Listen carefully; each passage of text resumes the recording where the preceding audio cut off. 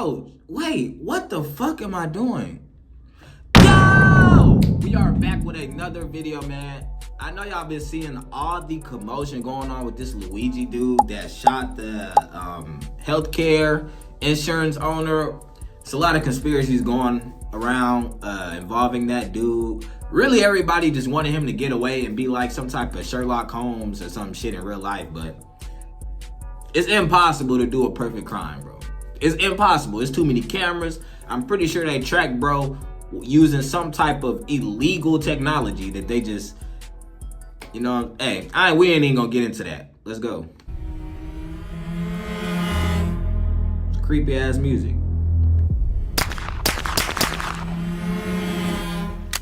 So right here we have a Glock with a functioning suppressor. Now just recently, a few days ago, the United Healthcare CEO was assassinated using a... But why the fuck is he just walking, strolling like this by himself? I don't get that. Why are you this easily accessible? You are the owner of like probably a billion-dollar company. What are you doing? Suppressed firearm. The question is, exactly what did he use? Why was he cycling the weapon? What occurred? There are a ton of myths going around that maybe are from people who don't know shit about guns. My name is Michael Jones, former Air Force Special Warfare guy, shooter all around. Of course, we have with us Jeremy. Jeremy, what is your background? A cyber simulative warfare veteran. So I play video games, that's it. Today we're going to be busting myths. We're going to be talking about history. We're going to be doing what we do best on Grand Thumb, and that is being autistic. So there is a lot of conjecture going around over precisely what happened, over what weapon he used. We know that the NYPD is saying it was a B&T Station 6, which is a 9mm, a well rod copy, which is a single shot suppressor that uses... What the fuck? What is that? He did not use that shit. There's no way bro had a single shot pistol. There is no way in fucking hell this nigga did a hit with a single shot pistol, bro. That's not what happened. That don't even look, that looks crazy. Types, and we'll talk more about that later, but there's a lot that we're seeing from the video that might disprove a lot of what's being said online, or even from what the NYPD is saying. So we're going to be going over 4 different theories over what we believe is probably most likely. We're going to be picking our favorite ones that we think are most likely, and we're going to be showing, based off of our firearm knowledge, which is at this point fairly extensive, what is most likely, and try to show you guys the truth here. A lot of non-truths, wouldn't you say, Jeremy? I'd say so. A lot of guesswork at this point. A lot of guesswork. We do a lot of shooting with suppressors, so let's go ahead and let's talk about it. So right here we have kind of 3 main examples of pistols and suppressors that you would see. But before we get into it, let's take a look at the shooting itself and let's break it down. So here's what we know. The United Healthcare CEO was walking by. You know, if there's anything that America loves, it's an outlaw. Isn't that right? It's for this reason that we're seeing a lot of praise for this man. We're not condoning anything here in Grantham, but we are saying that America has a love affair with people who are Robin Hood-like in many ways, stealing from the rich and giving to the poor. Not saying that's what happened, but that's life. Yeah, that's definitely not what happened. He just clapped this nigga ears together. So first thing that happens, the CEO walks by, our man walks out, he brings a weapon up, he fires. The weapon does not cycle, which is what leads many people to believe that it is a single shot weapon. Despite that, we do see a lot of gas ejecting from the gas port. At that point, he cycles the weapon, he kind of rides it forward a little bit. This man seems to have, I would say, killed before, but probably not as well practiced on a firearm. He cycles it, he brings it up, he has a misfire of some type, he then fully cycles it, fires again. He then steps up while cycling the weapon, and if you notice, he then taps the back, which could be both weapons, we'll talk about that, and then he seems to deliver a killing blow, at which point he leaves. So there's a lot that goes on in that. Damn, he shot him that many times? I didn't think he shot him that many times. Assassination. And let's talk about how these different theories could fit into that. Now, the first one we're going to talk about is going to be theory 1, with the official theory. Imagine being that healthcare owner and you just have no idea you got ops. Now, your ass the B&T Station 6 is a fairly, I think, unique weapon. I don't think many people are going to be buying this weapon. What the fuck is that? There's several reasons for this. It is a copy of the well rod, which was a World War II design. It is very quiet. However, it'd be a very curious weapon to use as a professional hit weapon, or to use as a hit weapon. One, it falls under the NFA, which means if you bought it, it's going to be easily trackable, which means it's likely not going to be used, and it's very unique. So it is single shot, so if I want to load it, once I have the magazine in, this is probably why many people believe that this is what he used. You have to twist the back, pull it back, push it forward, and then lock into place. Now, here's That's what's not- very interesting. that about the takes weapon. a long Rather time. than That's using not what he traditional did. baffles, which are essentially going to catch the gases that's going through, but those are straight holes, the B&T Station 6 uses wipes. These are essentially rubber caps that the bullet passes through, and those wipes actually slow down the round and take it from supersonic to subsonic, which makes it very quiet, which you can hear right here. That is a ridiculously quiet That is ridiculously quiet. That's kind of insane. gun. After you fired it, you then need to rotate, pull it out, and then you can load it again. That's not what he did, though. So, very quiet, but it seems unlikely to be used for several reasons. One, NFA. Two, if you notice in the videos, when he's actually cycling the weapon, he does not appear to be twisting he's not- and pulling and then recycling it. He appears to just be cycling the slide itself. So I think He it's got somewhat stuck. He hit unlikely that that he's bitch going to be forward, using yeah. this. Now, if we take a look at the front right here, these wipes, as you can see right there, it's a very unique design. It costs a lot because wipes only last a certain number of rounds. After that, they're done, and they don't really last that many rounds. So this is very unlikely that he used the B&T Station 6. With that being said, we will try to recreate the scene to show you what it would have looked like had he used the B&T Station 6.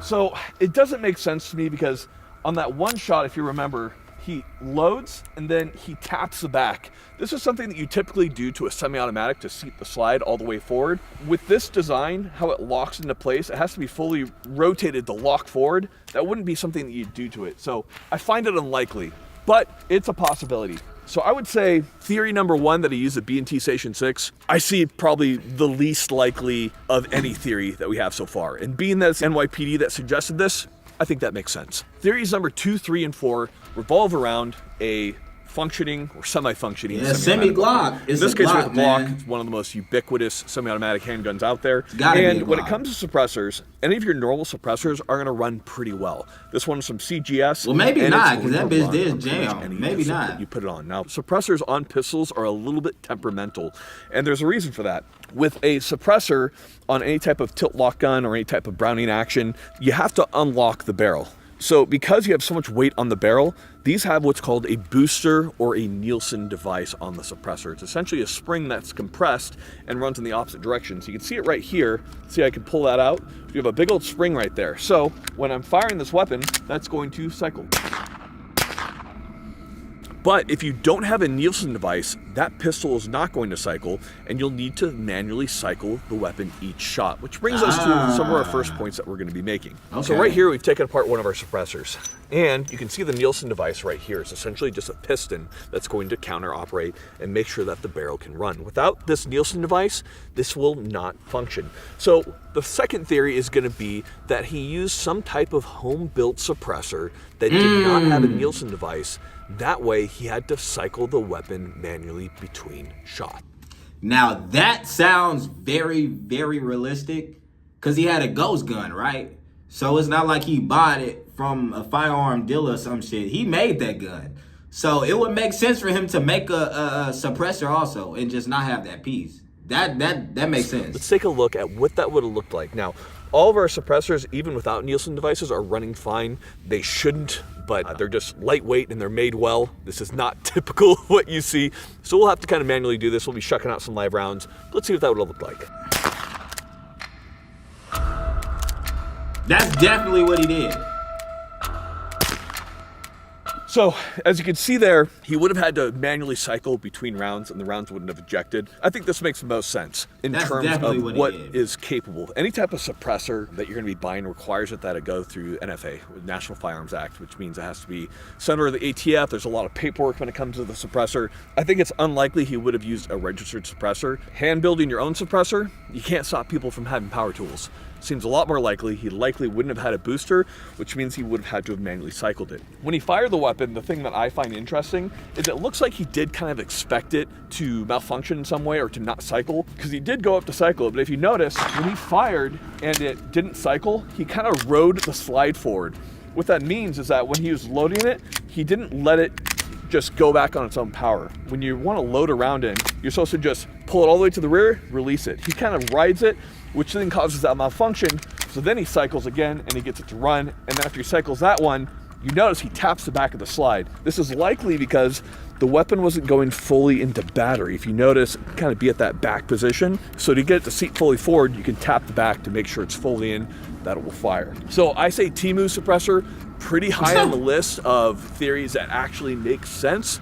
Jeremy, what do you think? I think that's the most probable. The odds that he was registered with an NFA item and murdered somebody with it is basically non-existent. The amount of crimes committed with NFA items are so low, and honestly, even if they were more than 0 or at this point 1, to be honest, don't infringe upon our rights. The next thing that I think makes a lot of sense would be subsonic rounds. So your typical 9mm is going above the speed of sound. The speed of sound being 1,100 feet per second. Using a subsonic round that's going below 1,100 feet per second, which varies depending on your height and atmospherics and stuff, I think makes sense. Now, here's the thing. I doubt this man would have gone and bought specialty ammo that's easily trackable unless he maybe is not that good of an assassin. But what's actually quite easy to do is if you remove the slug, you pour out some of the grainage, if you're able to weigh that, it's fairly easy to reduce the amount of power coming out of a round, which could also not cycle the weapon if you didn't have enough powder with the subsonic ammunition that he was running. To show you the difference, when you're firing, a suppressor does a really good job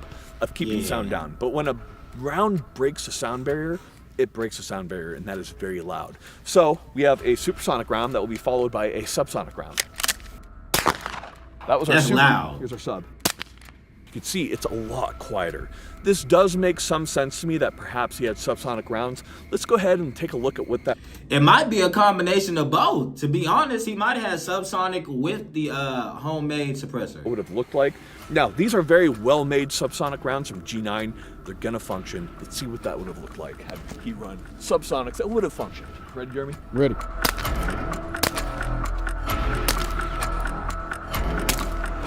Of course, that didn't happen. But subsonics make sense. The gun wouldn't have functioned had he done them not well. So this theory, I would say, probably the second best theory that we have. A single hand-loading press just to put in single rounds is like $20 online, so it really wouldn't be hard to take the slug out, empty a little bit of the powder, and press it right back on there with no tracking. He learned all that from Call of Duty. Theory number 4. He just didn't have a good suppressor. So pistol suppressors are basically a Rube Goldberg type mechanism. You need a lot of things to go right in order for the pistol to cycle. Pistol suppressors, especially older ones, are fairly notorious for not cycling well. So had he had a pistol suppressor that just didn't run well, the weapon would have been choking up and not working during those shots. I would say this is also a pretty dang good theory, and this will put it at the third best theory that we have. So we're gonna take our worst pistol suppressor.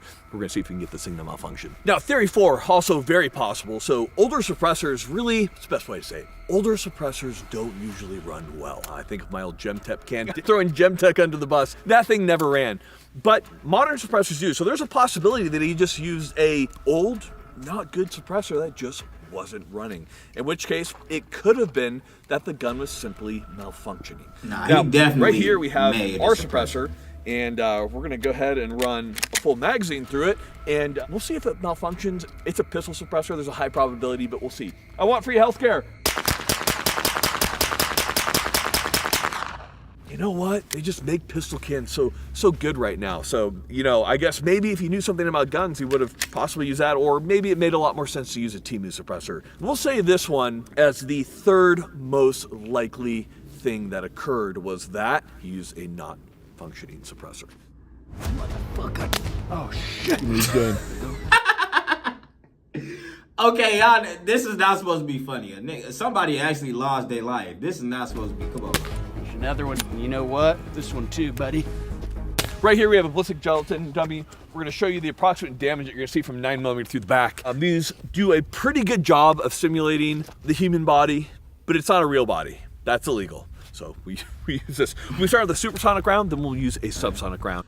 How the fuck do you get a hold of something like this? Where the fuck do you order this from? Because I be seeing dudes with these channels shooting guns. They got shit like this, bro. Where do you get this?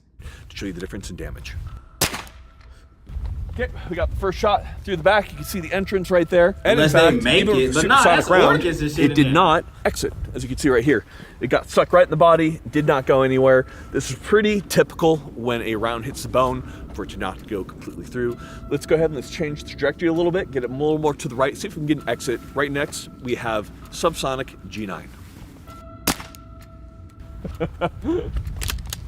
Okay, and now you can see the entrance right there, and then the exit. As you can see, 9mm isn't a terribly energetic round. Still going to do enough to kill you. Exit right there, crush all the bone on the way out. And then, as near as we can tell, there was some type of contact shot, so we'll do a contact shot next. Yeah, so we're gonna do a contact shot next. That's probably that was the final round that he did, like a coup de grace on the back of the dude's head. So It's coup de grace, what we say. yeah, so canned 9mm and yeah, contact shot to the back of the dome. Fuck you. Jesus, why'd you have to say something? Oh, sorry. No, that's fine. I just didn't. That was violent. Where did it go? It went through the back of the head. It went into the back of the head. It's like wanting to. I don't think it exited. Well, so like in the video games, right, back in the day, suppressors used to lower the damage. Now they like increase the damage. Maybe. But does it, is the real question. We'll find out. It's moving slower, it's the same weight, physics-wise. You ever should notice be. that you can't get John to smile? He just lost the will to live. John Gone. feels good. So 115 grain, supersonic ammo, back of the head.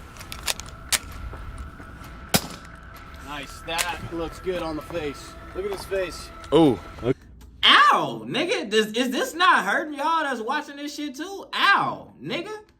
I do not. What the fuck? Y'all making jokes and shit. Oh, hell no. Event occurs, it's important on Grantham that we take a look at it from a firearms enthusiast perspective to be able to shed some light over what's most likely to occurred. I would say the most likely scenario is what we talked about in Theory 2. More than likely, he had a home-built suppressor that did not have a Nielsen device / a booster. Therefore, the weapon wasn't able to cycle unless he manually cycled it. That would be our conjecture. Jeremy, do you tend to agree with this? I completely agree. It seems extremely unlikely that he would have had an NFA item. It's really easy to manufacture on your own with a little bit of crime mixed in. I know. And clearly, it's a lot of crime. If And you clearly kill it's somebody. illegal in New York, so he can't have it there. Right. Murder's illegal, suppressors are illegal. No, it's stupid. Here's the thing. From what we can tell, it was a home-built suppressor. That would be my conjecture. And on top of that, we really do need to note that NFA items really account for almost less than zero any type of crime that occurs. They're probably gonna use this as a push. This is my soapbox. If they try to use this as a push, banning suppressors, that's dumb as fuck. Suppressors are a constitutional right. Firearms are a constitutional right. Don't let them use this to try to take away your rights. Guys, thank you so much for watching. Historical event. All right, man. That's the end of that video. Y'all let me know in the comments which theory you think is most realistic and most likely happen. I'm going with 2, like he said, with the homemade suppressor. Man, you never know with these niggas nowadays, man. We gonna end it off right there. We out.